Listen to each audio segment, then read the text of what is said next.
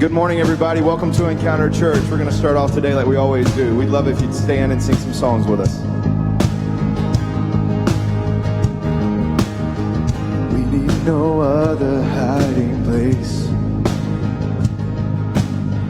Our hope is safe within your name.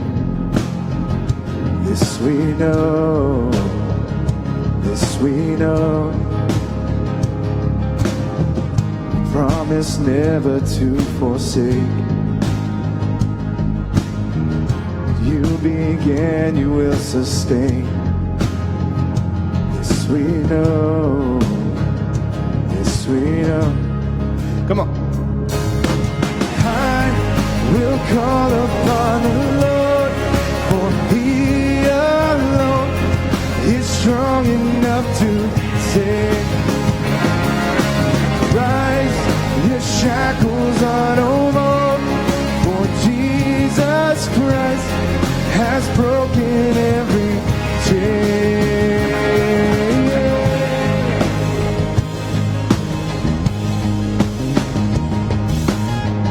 All of the heavens and the earth announce the fullness of your worth. This we know, this we know. Come on, sing it out. And every enemy will flee as we declare the victory. This we know, this we know. I will call upon the Lord, for He alone is strong enough to save. Rise, your shackles are no more, for Jesus Christ has broken every chain. I will call upon the Lord, for He alone is strong enough to save. Your shackles are no more, for Jesus Christ has broken every chain.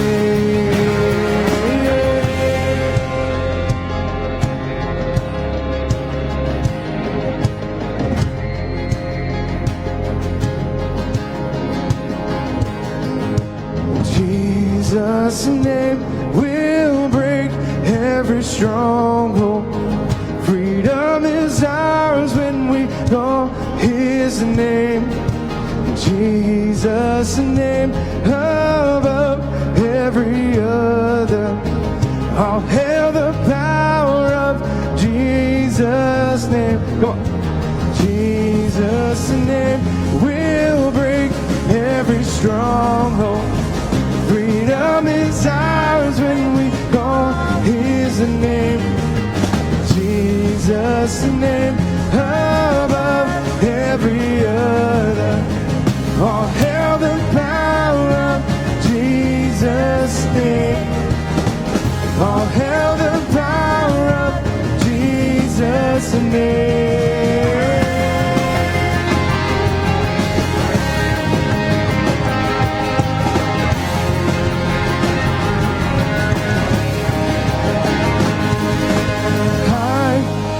Call upon the Lord, for He alone is strong enough to save. Rise, your shackles are no more, for Jesus Christ has broken every chain. Come on. I will call upon the Lord, for He alone is strong enough to save. Rise, your shackles are no more, for Jesus Christ has broken every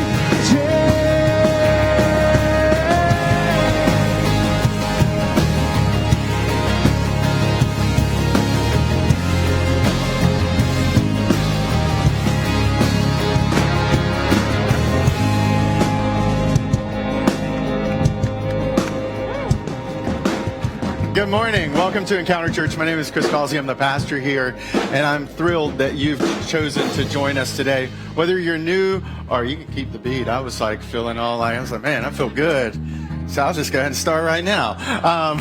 I'm so glad that you are here today. Whether you're new, this is your first time, or whether you're joining us online, I really do think today is going to be a day that's both hopeful and helpful. We continue a series today called Love, Dates, and Heartbreak. So no matter which box you might check in the relationship status, this one will have impact for where you are right now in the midst of it. And so excited about that. We'll sing a couple more songs today, and then I'll come back up and I'll jump into that teaching. If you are new, I want to let you know we have a gift for you. Anyone new to Encounter Church, we had these mugs made. That's just a little bit of a special gift to say thank you. I don't know about you, but I love going to sleep because I love waking up and stumbling into the kitchen to get coffee, right? It's like my favorite moment of the day. And so we've created this for you. It's free. We would ask that inside the kind of connection, when you walked in, there's a little card. If you don't mind, just filling out the front side so that we can have your email address, not because we want to harass you, but because we want to be able to keep you up to date with what's going on. There's a lot of things that happen beyond Sunday, and we want to let you know what there is, because there's more to Encounter Church than just what you're experiencing right now. And it's also a way that we're able to connect with you if there's any kind of special announcements. This past weekend, in fact, we weren't sure we were going to have church this morning. It was a little scary. A light pole across the street about 36 hours ago broke into flames and turned into a ginormous tiki torch, which is great to look at, but when you no longer have power you can rely on, it starts to get a little questionable. And so one of those type of moments, had we not been able to get everything repaired in time, that's typically how we let people know, hey, we're not going to be able to have service, or snow or whatever. So if you don't mind, if you're new, swing by at the end of the service, a little glass space, just pull off this tag, and we'll give you this in exchange for it. So we're going to continue to sing. Thank you for being here today, and I look forward to seeing you in a few minutes.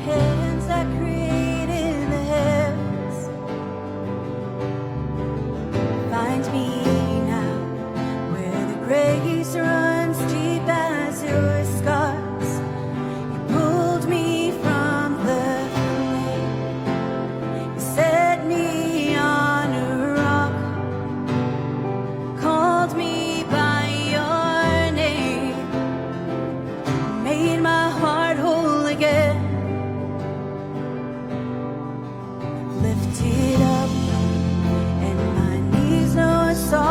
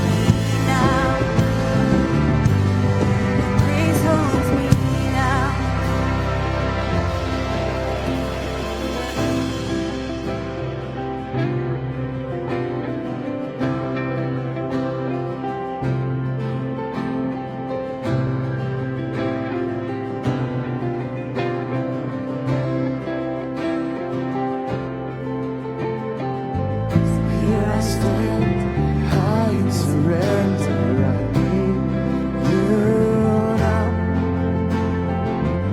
Oh, my heart, now and forever, my soul cries out. Come on, let's sing. Here I stand high in surrender. I need you now.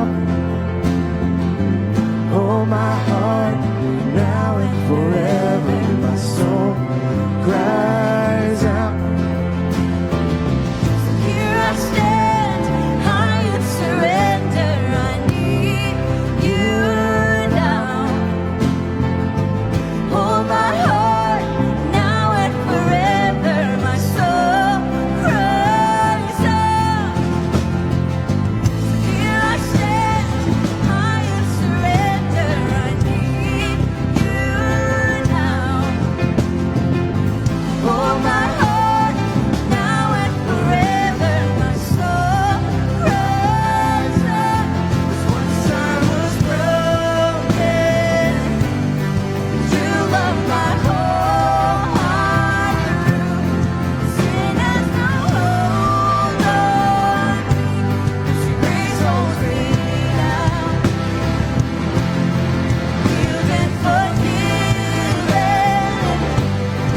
look where my chains are now. Death has no hold on me, 'cause grace holds that ground. Grace holds me now. Your grace holds me now. Your grace holds me now. Your grace holds me now. And forgiven. Look where my chains are now. Death has no hold on me, 'cause your grace holds that ground. And your grace holds me now. Your grace holds me now.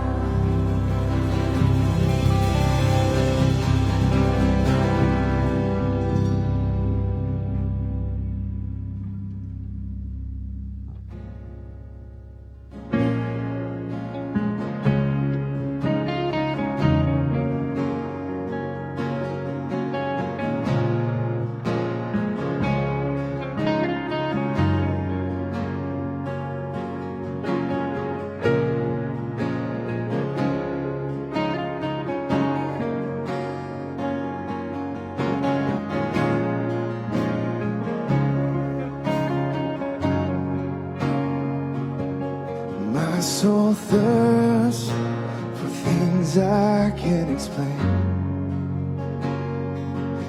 And my bones are beckoning to break. If my heart is a battleground, my defenses run both ways.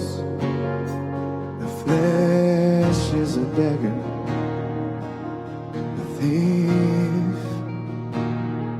But there is a spirit man, awaken in me.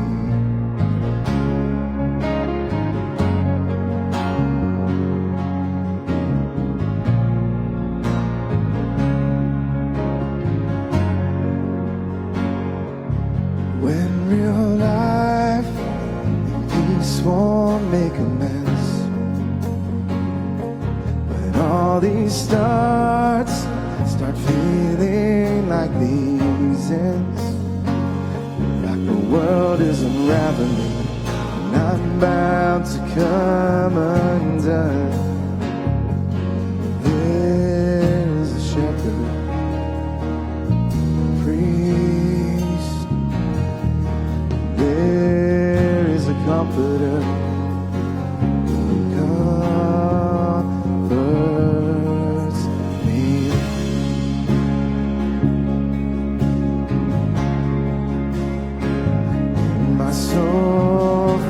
Rest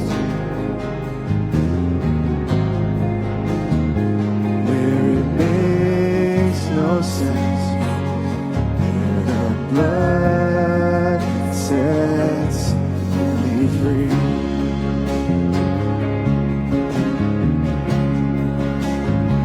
All my old regrets, all my brokenness, all my failures redeemed.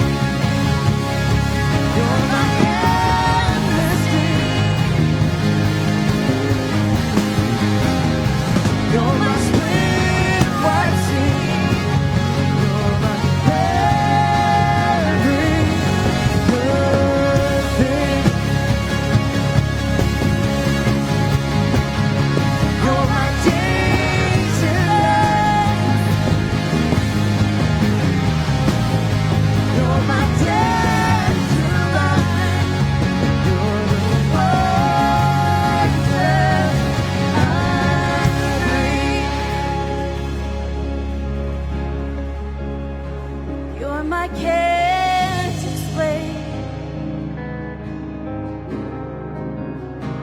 First and last refrain. You're my every good thing.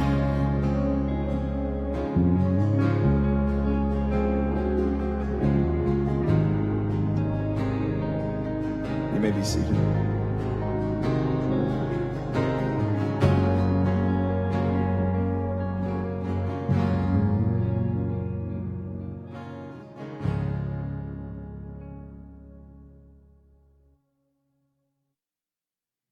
It's just, there's all this pressure, you know?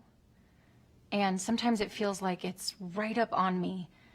And I can just feel it, like literally feel it in my head. And it's relentless. And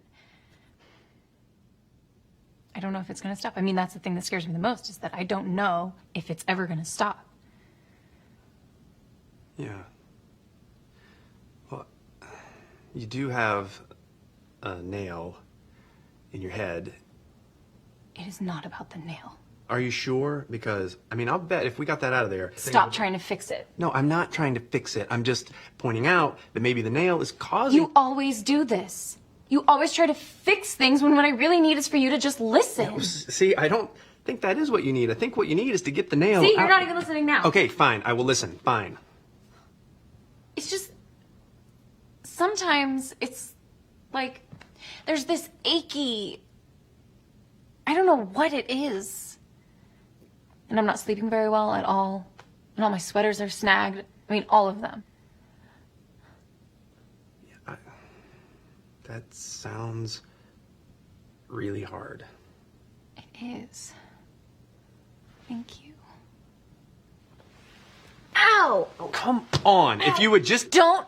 Try to see things my way, so I have to keep on talking till I can go on. We can work it out. We can work it out. Good morning. Welcome to Encounter Church. I don't know if you can relate to that video, but yeah. Sometimes it's me with the nail, sometimes it's with my wife, but we've had that conversation a million times. And I'm grateful for John Headley, who is a little short film maker who created that, because in some ways it illustrates the sheer ridiculous level of complications that is relationships, right? When we were growing up, we had this picture of like, oh, relationships, the, fairy tale wedding, it's going to be perfect, right? I mean, all the fairy tale stories that movies make, they always show the struggle before the relationship happens. And the assumption is after that, there's no more struggle. We never see a real romantic comedy where most of the comedy happens after you say yes, because it's very obvious after that moment how complicated relationships are. In fact, we are headed into a minefield about 5 days from now. We call that Valentine's Day. For some of you, you just realized that, and the answer is probably not. You're not going to be able to get a reservation. You're probably going to get ugly flowers. Your best bet is to do kind of the thing, go to Taco Bell and say, girl, I just wanted to eat a cheap meal so I could give you some really nice things. Surprise, right? This is one of those days that for some of us, we loathe it. We kind of skip the 14th and go from 13 to 15. It's not a day that some of us look forward to. There is something, just as a public service announcement, if you're in the middle of kind of going through a breakup and you're trying to figure out what you're going to do this Valentine's Day, San Antonio Zoo actually has an answer just for you. If you're willing to pay $5 or $25, they will actually name a cockroach or a rat after your ex. Okay? And on Valentine's Day, you can tune into their Facebook page and watch your ex-cockroach or ex-rat be fed to an animal eating it on live Facebook stream. So if you've ever just wanted to see your ex consumed by a snake or a meerkat, I'm telling you 5 days from now, it is the time to seize that opportunity. They're taking it through the 13th, so you've got time to really kind of think through that list and tune in, because you can watch them get eaten, and that's exciting. And so when I saw this, I'm like, how jacked up are relationships? I mean, I read this one lady who was like, "Oh, I can't wait. He's a rat, so it just works, right? Like, I can't wait to watch him get eaten by a snake." And I'm sure, like, no one, I don't know, maybe it's, maybe, but I don't know if anyone sits across the table from someone on the first date and while looking at the person in the back of their mind says, "Man, I can't wait from 6 months from now when I hate this person so much that I'm going to be willing to part with my own money just to have a roach named after him so I can watch a meerkat eat it." Like, I don't think any of us step into relationships hoping one day a little doppelganger insect gets eaten because you hate that person so much. And yet that's what happens in relationships sometimes, is we start off and things are good and things look great until they're not. And last week, Jason kicked off this series by kind of throwing out two myths that derail us at the beginning of relationships, and that we think that if I just find that right person, they're going to fix me. And there's songs, right, that says, "You complete me. Girl, you're my everything." And then you get into relationships and you realize that they do not complete you, they annoy you. And if they are your everything, then you really were dreaming kind of small, because you need a lot of other things on top of that. One of the things I say to my wife, and this is the Taco Bell kind of level of romanticism here, but I remind her she's not my everything. And she does not complete me, because it's not fair to her for me to put the weight and expectation of my holes and my hang-ups and my hurts, thinking that one person is going to free me from all those things. Because if you are walking through and processing through all of those hurts and hang-ups and holes before you get married, guess what? You wake up married with them still there. It doesn't go away. And it's not fair. And so I said, "Babe, you don't complete me, you compliment me. Like, we work together. Like, we're like peanut butter and jelly, right? Like, really good seasoning on a steak. Like, it just works together. But you don't complete me. You compliment me." And then the other one was that if we were kind of not the right person, but we become the right person, then the second that he kind of touched on briefly kind of digs into a little bit deeper of the fact that a promise is all that you need to do. A promise will fix everything. But in reality, in relationships, it takes preparation. What I want to do today is look at the single biggest, most essential element of any relationship. This is across the board, romantic, non-romantic. This is the most essential piece I'm convinced, of any relationship. This is something that, as a pastor, as I've sat across from couples who are in the midst of their relationship falling apart, this is the one thing that I look for, because if I can see that and it's strong, then they can make it through. And if I don't see it, then it gets really scary really fast. And it's this issue of communication. It's the one thing that's at the core of every great relationship. And it's the one thing missing at the core of every bad relationship. And instead of just telling you that, because I just did, I want to kind of walk you through how. I want to give you some handles to say, okay, I know communication matters. Got it. Thank you. What do I do with that? And over the next 20 minutes, I want us to unpack one of the most famous proverbs ever written on words. And I don't mean sticks and stones may break my bones, but words will never hurt me. Because that is the worst proverb that has ever been uttered by anyone around words, because it is an absolute lie. Right? I have found in my own personal journey that sticks and stones leave bruises. But words cause you to have lifelong counseling. Some of you are still limping through this season of life because of words that were spoken over you in your first season of life.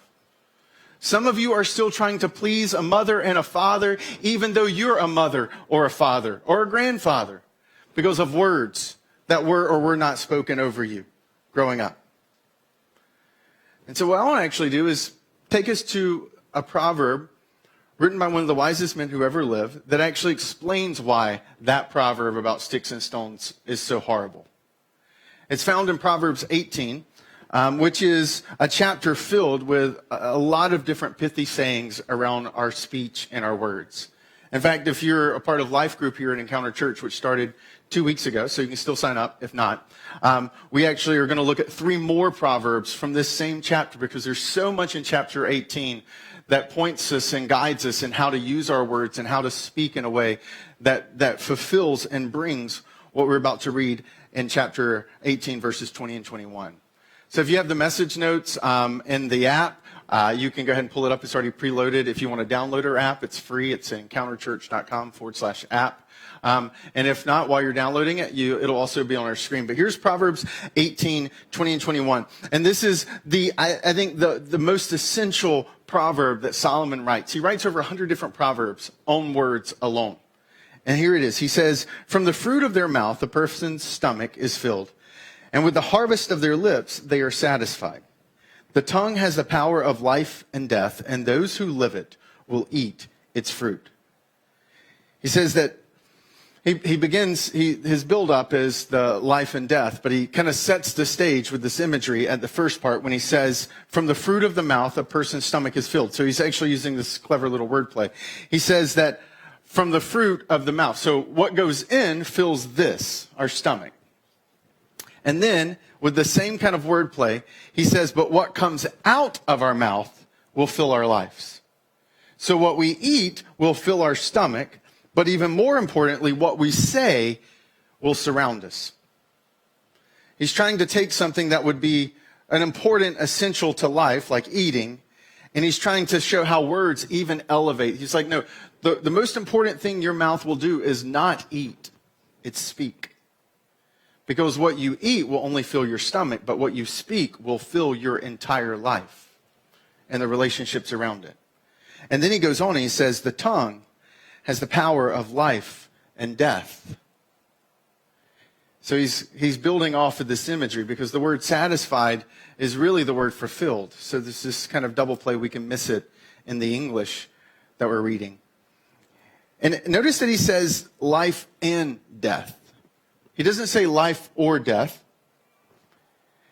He's calling attention to his children, because that's the original audience of this book, as he writes this book as a parenting preparation manual. He says, your tongue is a tool. And like any good tool, it's neutral. Like a hammer. A hammer can build a house, or you flip it around and you can tear down a wall. You can make or you can break with a tool. And our words have that kind of power, has that kind of ability. Most of us don't necessarily think about our words with that level of dramatic flair. But Solomon, at the very beginning of his children's life, wants them to realize that the most powerful thing they will do is they will speak. And it will fill, the fruit of that will fill their entire life. And I think there's a helpfulness with this life and death that feels almost dramatic, because most of us would say that the most powerful thing we do is maybe get in our car and we drive, or we make decisions at work. And we can miss the thing that we do thousands of times a day is actually the most important, powerful thing that you and I do. We speak. Our words. Little tiny, crazy undulations of air moving across vocal cords and being shaped by our tongue and our teeth somehow have the power to transform and to bring life or death. So a couple weeks ago, I got this alert from the National Weather Service. And we were actually preparing to head for Florida, and so I was naturally paying attention to Florida. And it said, warning, possible falling iguanas possible tonight. And I saw this alert, and my initial thought was this has to be like some teenage prank. Some hacker got a hold of the National Weather Services. Like, I know what to do with snow when it falls, but I don't know what to do with iguanas when they fall. And so I have a few friends that live in Florida, and I reached out to one and said, yo, man, what is up? Why aren't iguanas falling in Florida?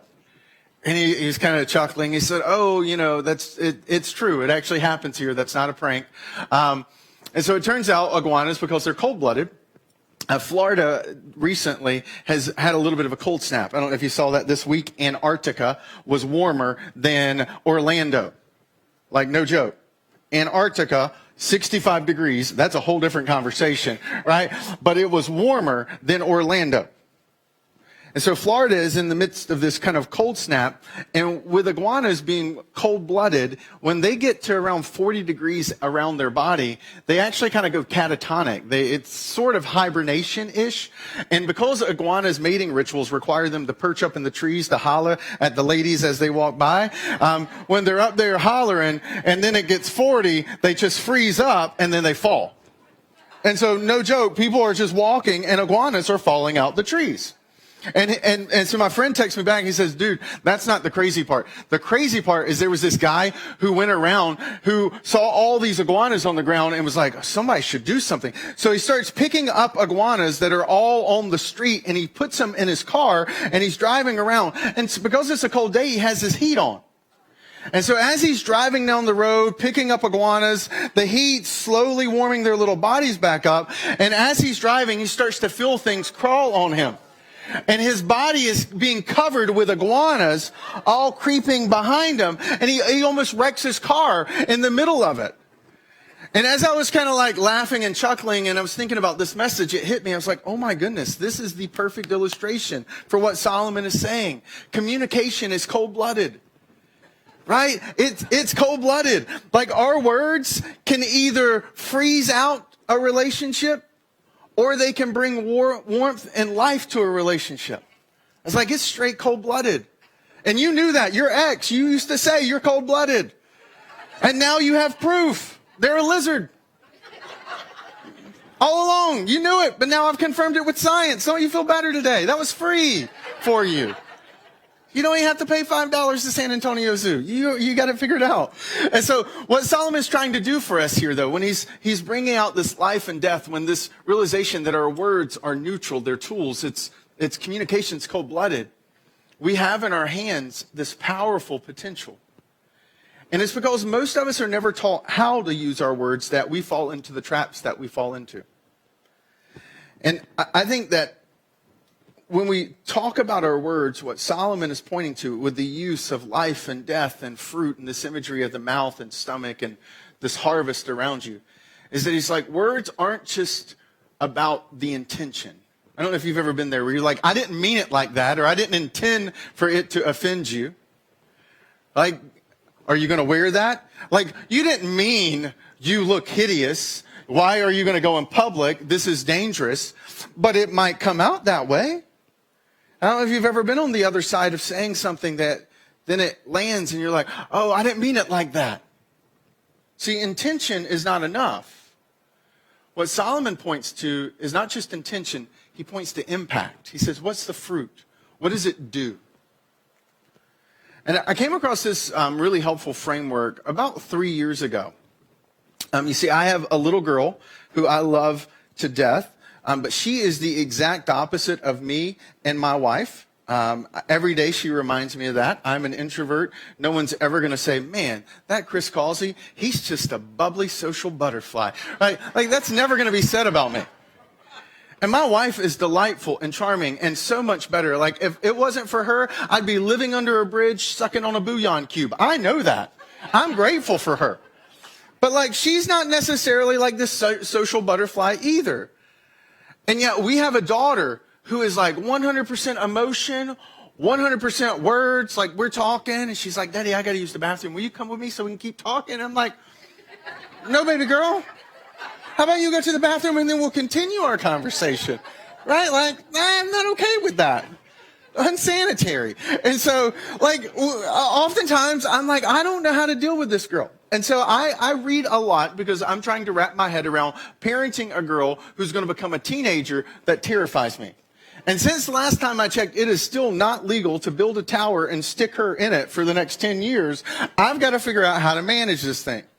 And so I came across this framework that helped me have some handles around thinking about communication that brings to life what Solomon is saying about impact and intention.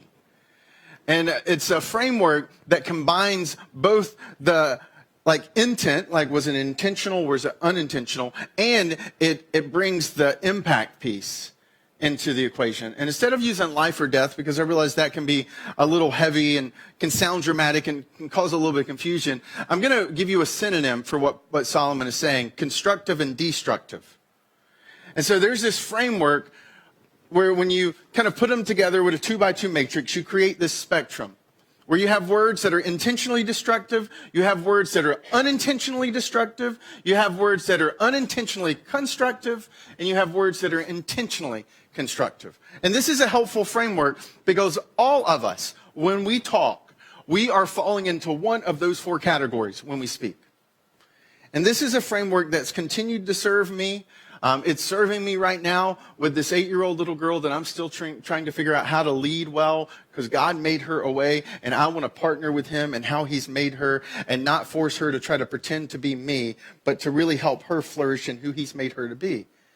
And so this framework has been useful, and I hope it'll be useful for you. So to make it a little bit, put a little bit more handles, I want to give you an example. One, actually, 3 years ago, I spent some time unpacking for you. So let's say your significant other comes home and they say, "I got a promotion."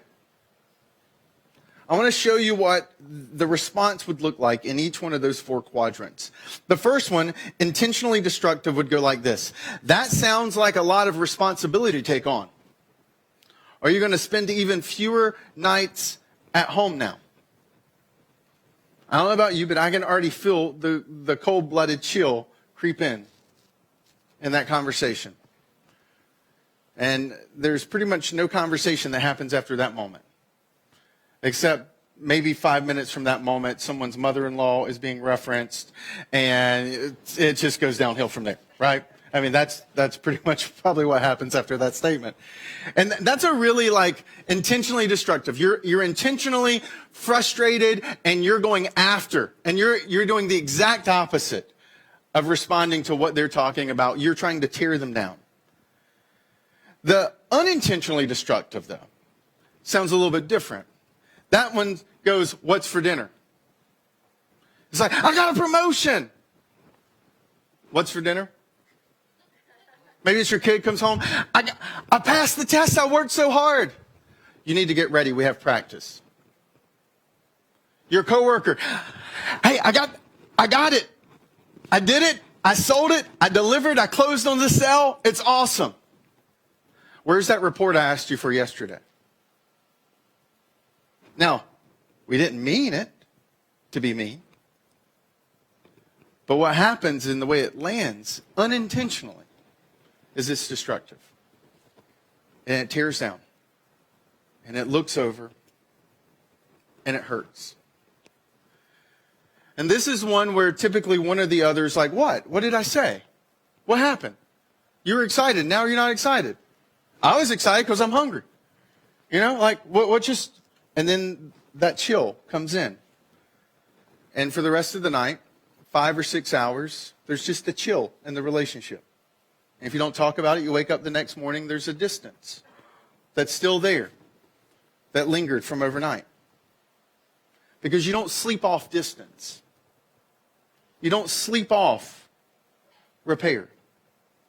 It may work with the body, but it doesn't work with relationships.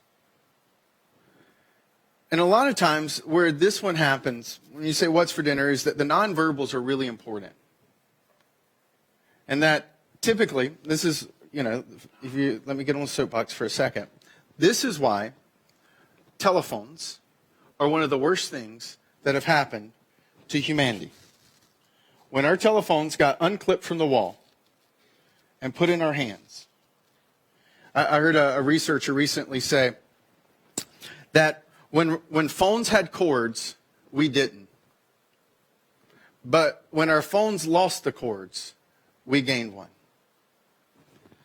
And again, I have a smartphone. I love it. But I realize that a lot of times the smartphone helps to serve me saying dumb things. Because I'm not listening. I'm not engaged 100%. And so I'm just soaking in what's being said. But I'm really more focused on what's in my hand than what's in their head and heart. And so as a general rule of thumb, I try to get rid of my cell phone when I walk into the house. Just kind of put it down. There's been research that's proven that even when a cell phone is on a table in a conversation, the person's brain, they've done functional MRIs that kind of can track real-time living kind of activity in the brain, that when a phone is present in the room with you, you can't be 100% focused on the person. Because a little bit of your brain is monitoring it like a mom or a father would monitor a baby who's in the crib. You're just slightly tuned into it to make sure there's not a ping or a notification. Because, you know, that Candy Crush alert you just got, you know, it could change your life. So you got to be on, right? And so this is one of those dangerous moments where these nonverbals start to creep in. The next one, the unintentionally constructive. I got a promotion! And it's, oh, that's good news. You deserve it.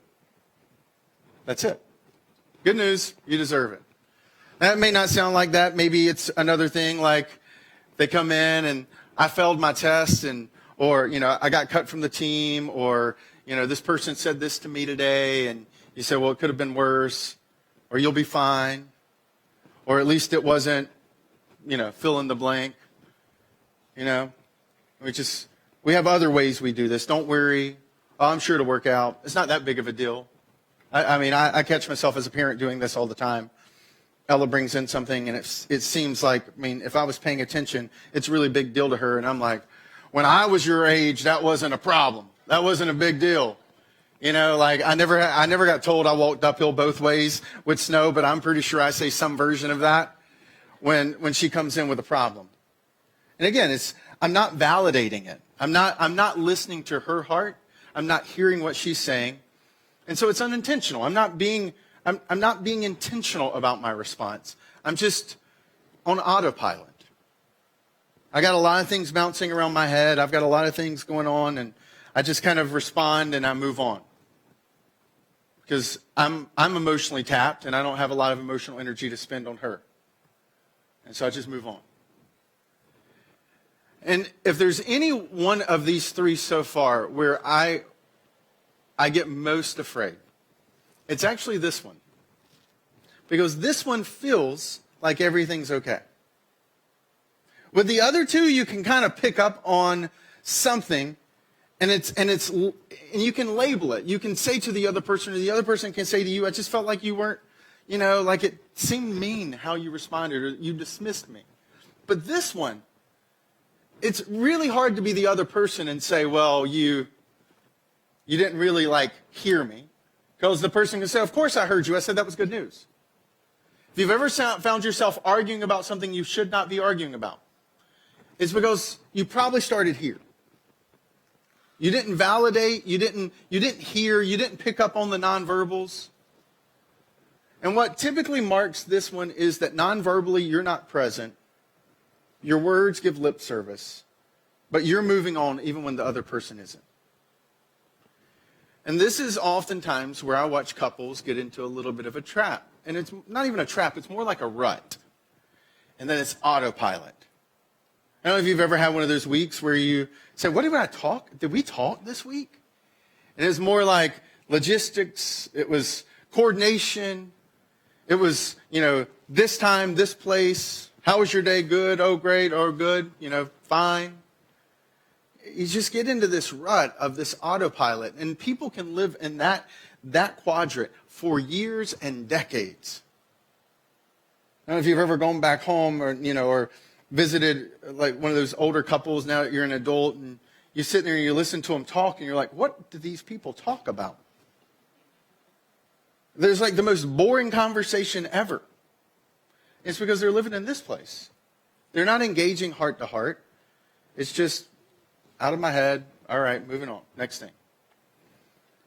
And for you to step from this place into that next level of intentionally constructive, it requires you to recognize the validation of hearing them, engaging with them emotionally, and being able to respond. So here's what intentionally constructive looks like. It says, that's great. I'm so proud of you. I know how important that was. I know how hard you worked. Give me the details. How'd it go down? What they say? And then let's go out and celebrate. Because your promotion probably got you paid more, and you're paying. right? Like, you can afford it now. So you're buying my meal. Like, that's what intentionally constructive looks like. It's not just the impact is life-giving, it's the intention is life-giving too. And there's validation. You hear both what's happening in their head and in their heart. And it's ironically that really funny video that is ridiculous. At the end of the conversation, when she's like, it's not about the nail. There's a level of truth in that video.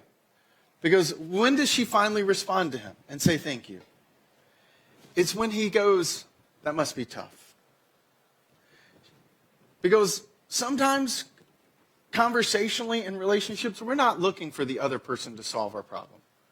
We just want them to see that we're in the midst of the problem. We just want to know that someone's with us in the middle of it. We're not looking for solutions yet.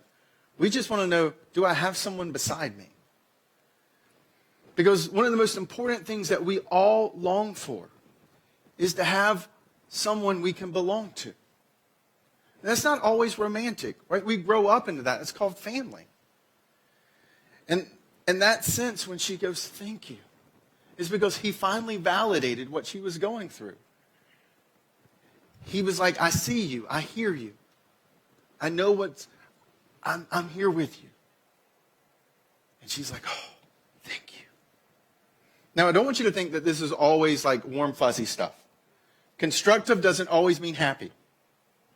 Some of the most profound, powerful, moving conversations I've had in my life were not warm, fuzzy conversations. My wife does not remember this, but there was a point when we were dating when we were starting to get serious, and she was kind of considering, that next phase for us, and I was already there, but I was really immature because I had no clue what relationships looked like. I didn't really have a picture of this growing up, and so I'm kind of blindly wandering through this thing. And I remember one night outside of a coffee shop, she looked straight at me and she said, look, I like you. And I think this thing between you and I has potential. But if you don't grow up, this ain't going to keep growing. Do you understand? I want to marry a man. And right now, I just see a boy. Now, after I cried, and once I got out of that fetal position, it made a difference. One of the most defining marks and moments for me becoming a man was this incredible, amazing, godly woman looking at me and saying, I can't marry a boy. I need a man. And me going back and looking in the mirror and saying, all right, you're going to be a man today. From this day on, you are a man. And so the next time I'm like, my name is Chris Causey and I am your man. I'm growing up, girl. We're going places. Because if that's the final roadblock, I can take care of that. Right? And so I don't want you, it's not always warm fuzzies. Sometimes it's heavy and it's hard. But the goal, the impact, remember we measure by the impact, not just the intention. The impact was it brought life. It was constructive and it was good. John Gottman, who's a famous relationship researcher, kind of documented this. They transformed the University of Washington, his lab, into a bed and breakfast, and they invited 130 couples to come and spend time in it. And the entire time they were being observed during the day. And so what they were noticing was eventually they saw in some small details this pattern. It might be the husband who's standing looking out the window and a really nice car drives by. He says, wow, look at that car. Or it might be, the wife, and they're sitting down for a meal that's been prepared, and she's like, man, this pasta. And they noticed over these 130 couples that these small moments would happen frequently throughout the day. And they eventually called them bids. They were moments, a bid was like a desire to relationally connect. And they noticed there was two general types of responses that fits in our four categories. The first was what they called a turn away bid, which was anything negative to neutral. So the first three of our four would be a turn away bid. And then they noticed a turn towards bid. And a turn towards bid is the intentionally constructive in our framework.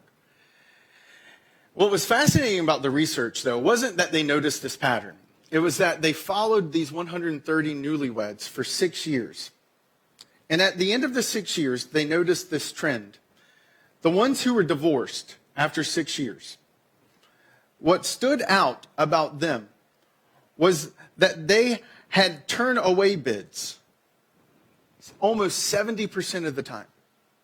Almost 70% of the time, one of the individuals tried to connect with the other, and the person responded in a way that turned away from them. And the couples that were still together, because they had all this research, they noticed that those couples had turned towards bids almost 90% of the time.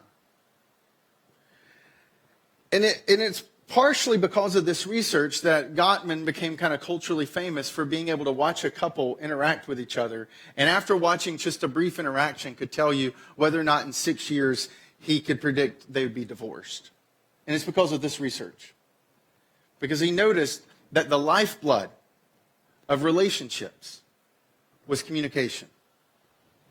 The foundation of relationships is communication. And like our iguanas have already shown us, communication is cold-blooded. And we'll either bring a chill and death, or we'll bring warmth and life. And what's fascinating for me is in the midst of all these practical handles, I'm going to send a video this week in our 3 Things email where I'm going to talk about how to deal with confrontation. We'll give you this little helpful tip. And so that's why one of the things I said we'd love to have your email, because we want to provide resources like that. But I'm going to tell a story about when I was in college. I took animal psychology and behavioral training. And in my lab, we learned how to train different types of animals. And so one of the big project for that lab was I had to study 2 bears named Sundance and Cassidy. And so I would go and I spent a lot of time watching Sundance and Cassidy. Right?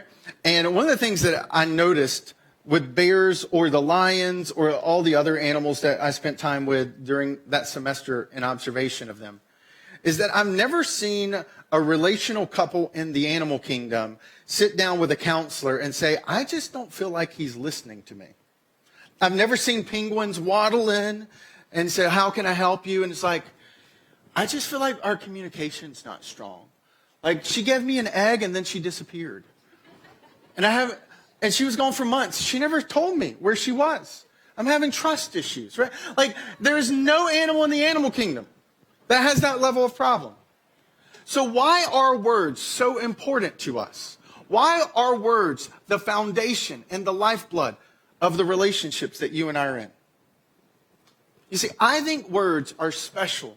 I think Solomon spends 100 different proverbs focused on words, because words are words aren't human, they're divine. That when the first action that we see in the entire Bible that God does in the Jewish scriptures that we call the Old Testament is we see a God who speaks. And out of speaking, life is created. We see a God who creates with his words. And then we find in those subsequent chapters that he makes us with his words, and then he puts in us that image. And that when you and I speak, when you and I utter our first words, and we utter our last words and everything in between, every time you and I speak, we partner, we reflect that special divine image that we were made with. That words have power beyond us. Words have power beyond our lives. Because in some ways, words are the most powerful things we handle. Wars have been started. Wars have ended. Relationships have been built, and they've been destroyed.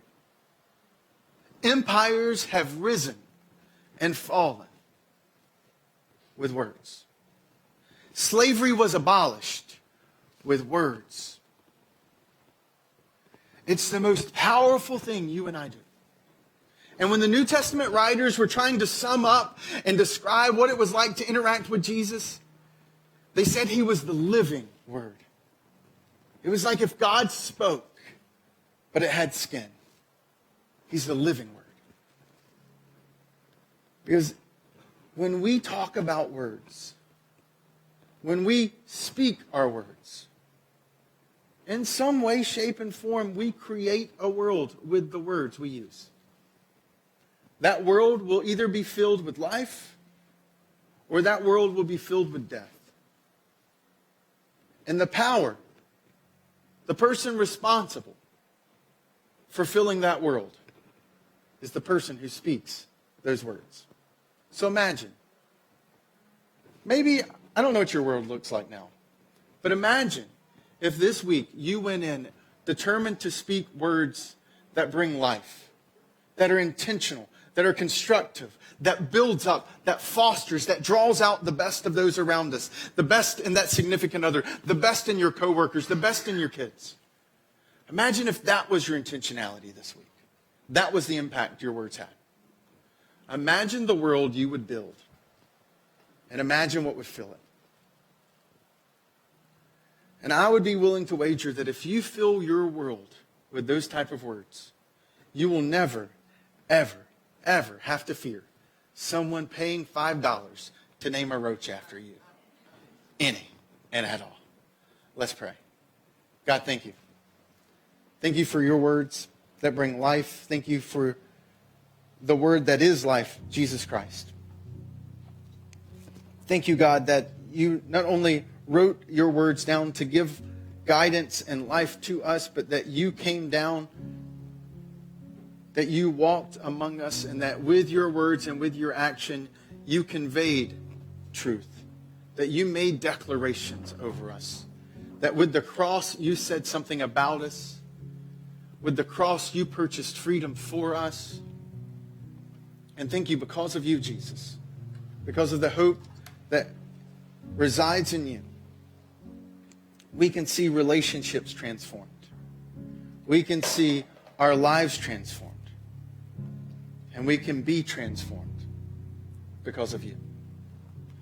And so we pray, celebrate you, and ask for your help to be people this week who create worlds filled with life because you, the word of life, have given us guidance. And it's in your name, Jesus, I pray. Amen. I want to thank you for being here today. Our band's going to lead us in a song that just is that declaration that I was, even as I was praying about, that God demonstrated for us both in deed and in words that we're loved.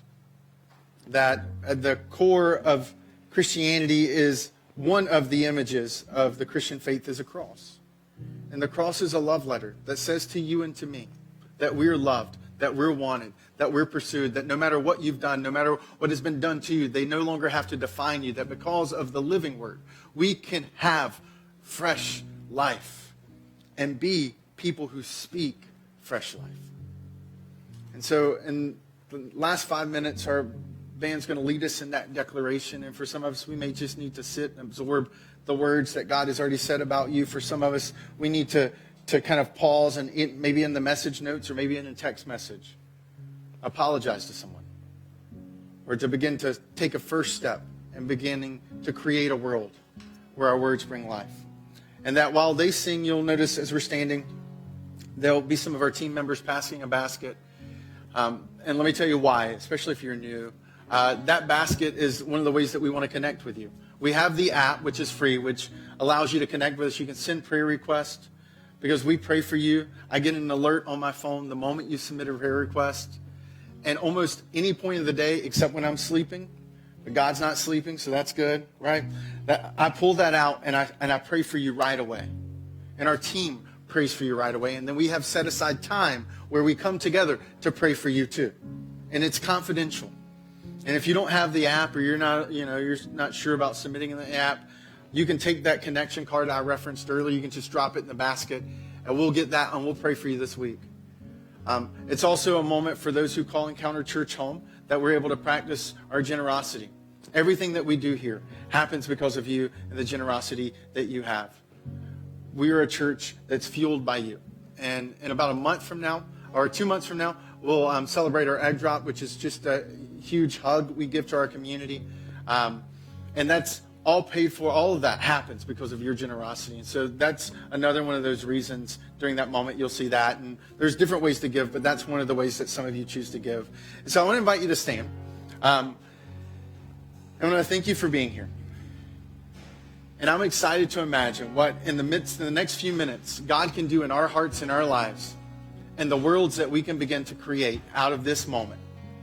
Worlds filled with life because of the word of life.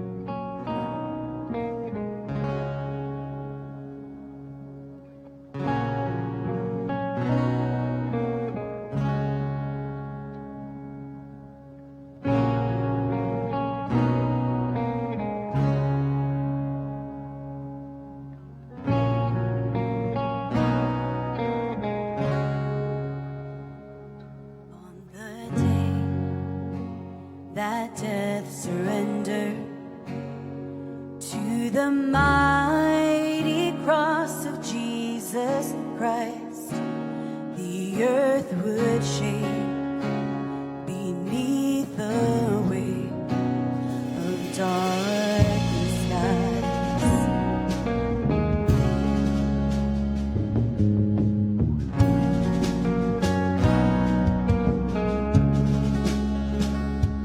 On his brow, a crown of sorrow, for a king whose weakness was our strength.